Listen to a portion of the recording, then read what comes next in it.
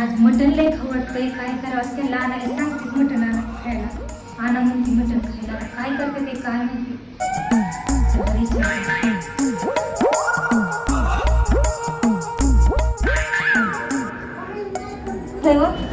आज आपल्याला मटण आणतं का खायला? काय अगं पैसे आहेत का जवळ माझ्या? बघ मोकळा कापड फाटलेली घातलेली आग घातली. अहो माझी बहीण यायला लागली, तिला नको का पाहुणचार करायला? हे काम करू का? 4 पाय जाण 2 पाय जाण बकऱ्याचा 2 किलो नको 3 किलो तुम्हाला काय वाटतं तेवढं? लगेच जातो लगेच घेऊन हो काय पाहुणे जावळे आले तर काय नेहमी माहिती तुम्ही